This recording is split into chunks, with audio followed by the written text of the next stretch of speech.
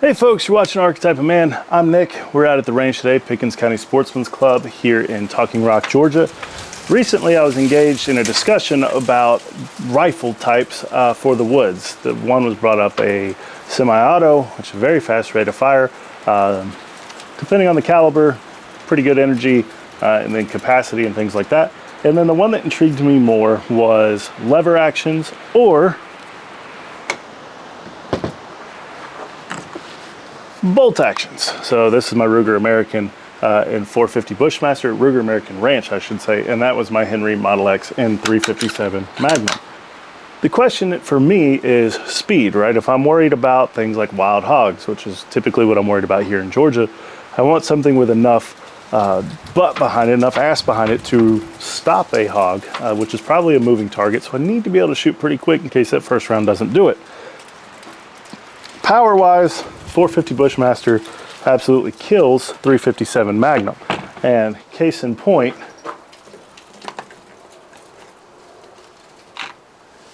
here is a 450 Bushmaster. That is a 245 grain bullet. And then next to it is a 357 Magnum. 0.452 diameter on this, 0.357 on this. This is a 180 grain bullet. You see where I'm going with it.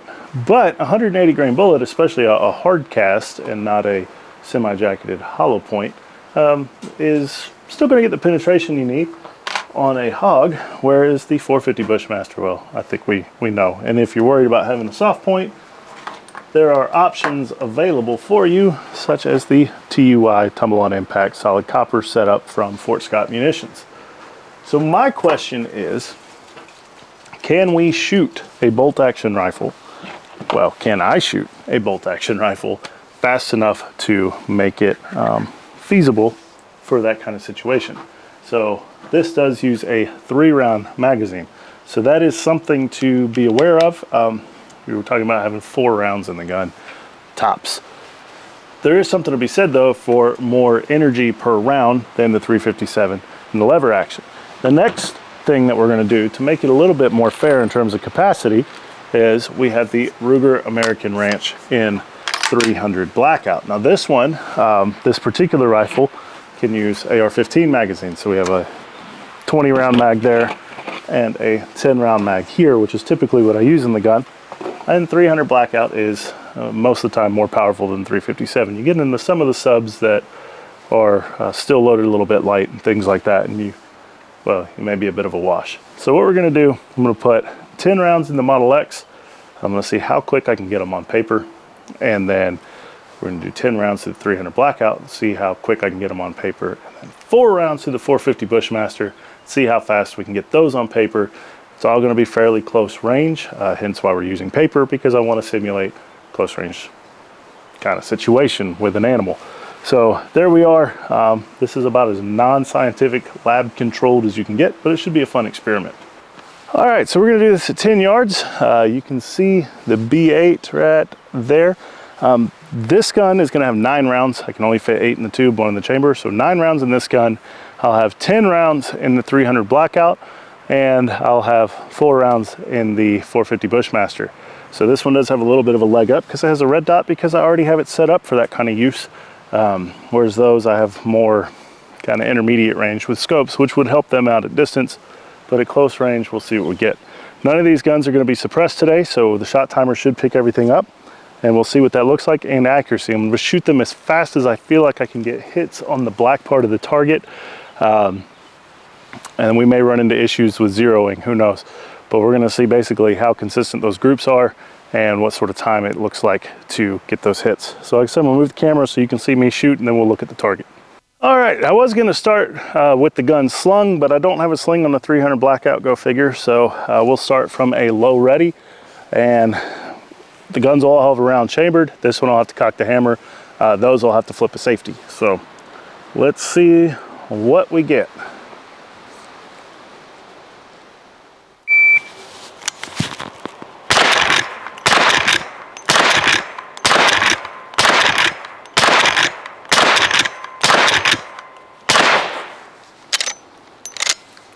That was 9 rounds and 10.24 seconds. So you guys can see that there. Let's go take a look at the target. Then I'll put a fresh one up. Doesn't look too bad. I mean, it shouldn't. We're very close. But we'll take a look and see what that target looks like. Then I'll go get the 300 blackout. So I should have 9 holes. We have 1, 2, 3, 4, 5, 6, 7, 8, 9, including one in the X-ring. I'll take that. Not too bad. There's my fist. Well, kind of fist-sized group. Again, 10 yards is not very far. But that's what we got. Let me go get the 300 blackout and a fresh target. We'll see what that looks like. All right, so here we are with the Ruger American Ranch 300 blackout. I have 10 rounds of these 190 grain interlocks that I loaded up. Those bullets are apparently discontinued, but whatever. So I'm gonna run the scope down to its lowest setting, which is 2.5. We want to kind of simulate, I guess, if I was gonna walk around the woods and this is what I had, we would want it to be at its lower power, I suppose. So here we go, got a round chambered, 10 rounds in the gun. And we're gonna see how fast I, at any rate, can get hits on the black at 10 yards with a 300 blackout. So, let us begin.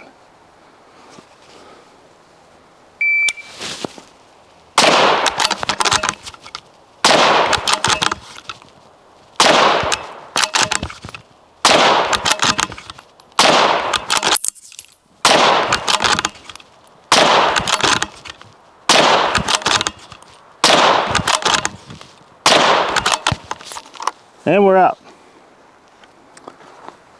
So, time was 1946. Hopefully you could see that there for 10 shots. So, there's one more round than the Henry, but it took a lot longer. Could I get faster at running this? Probably. I like to think I could if I practiced that, but alas, that's not where I'm at now. So, that's a long time to get 10 rounds off. But let's go look at the target. So we should have 10 holes. We have 1, 2, 3, 4, 5, 6, 7, 8, 9, 10. A little bit lower again. Part of that's going to be the zeroing of the rifle. That's zeroed at 100 yards. So shooting a little low here. I'm not too worried about. Not bad for trying to wing it up there, but the time it took to do so, kind of slow. For the last one we're experimenting with today, a Ruger American Ranch in 450 Bushmaster. So very big bullet.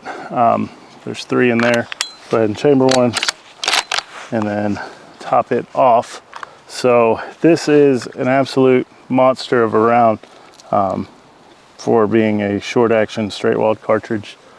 Compared to the other 2, it is a behemoth. Yeah, it's nuts. So let me make sure my magnification's turned down on this. Let's see what we get. So I got 4 rounds. That's all we got. Let's give her a go.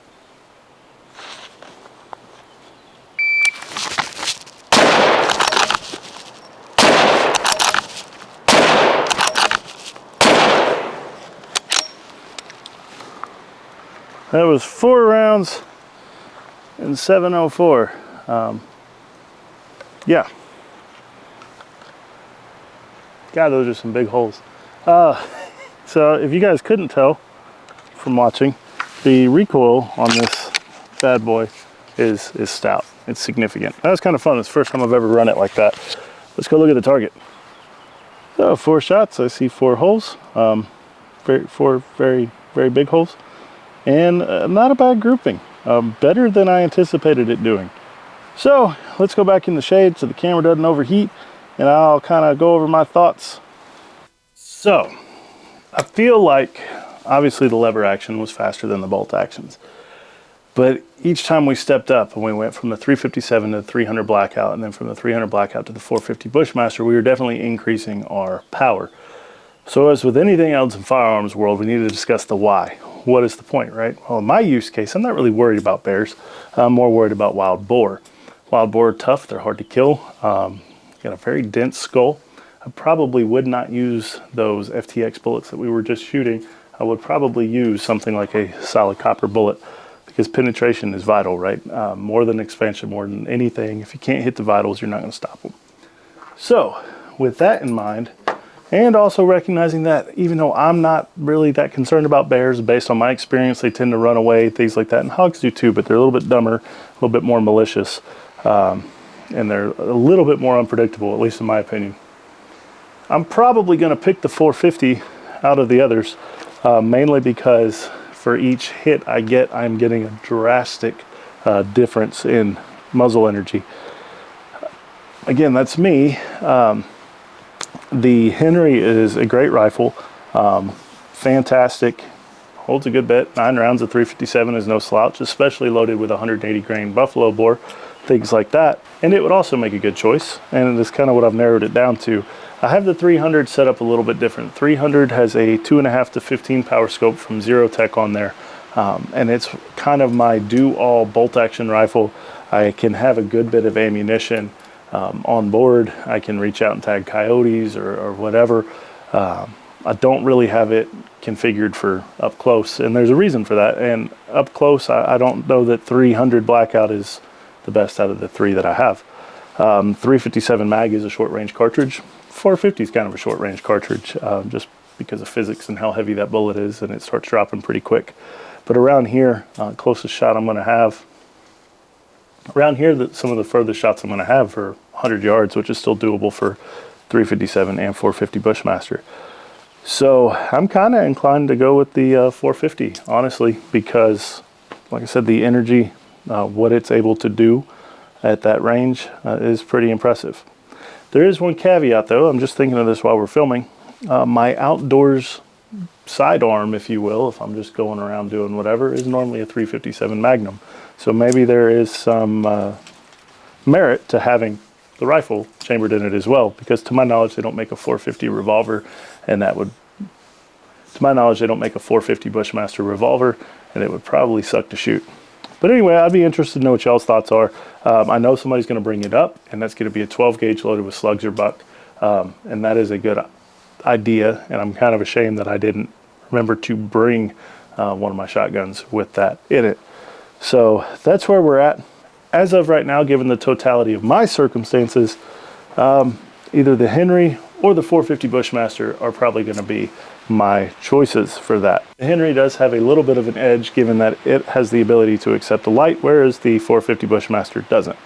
All that being said, though, all 3 of these guns are fantastic. I love them. The Ruger American Ranch line of rifles, I think, is some of the best bang for your buck when it comes to bolt action guns, and there's a reason I have 6 of them now.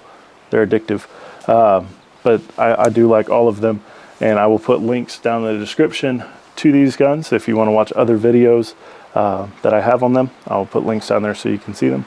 Make sure you drop down in the comments and let me know what you would pick out of these 3, and then if it's not one of these 3 that you really feel passionate about, let me know in the comments what you would pick for that use case, and it'll be cool. Respectful debate, all that good stuff.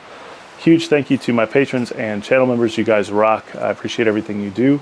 The funds that you guys send to the channel go back to the channel in the form of memory cards, reloading components, stuff like that, batteries for the camera, hard drives for video footage, all that good stuff. So I appreciate that.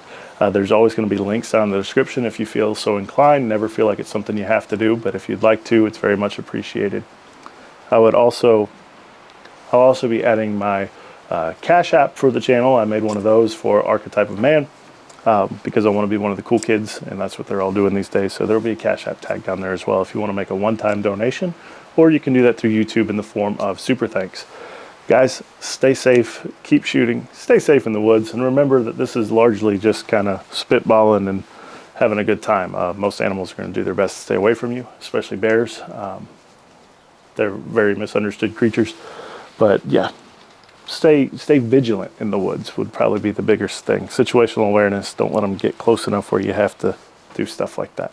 But anyways, guys, always remember to be better today than you were yesterday and better tomorrow than you were today. Never stop learning. Try to pick up a new skill every week and a couple new ones every month. Do something outside your comfort zone. You never know when trying something new that you thought you wouldn't like might change the entire trajectory of your life. So there's that. I'll see y'all around.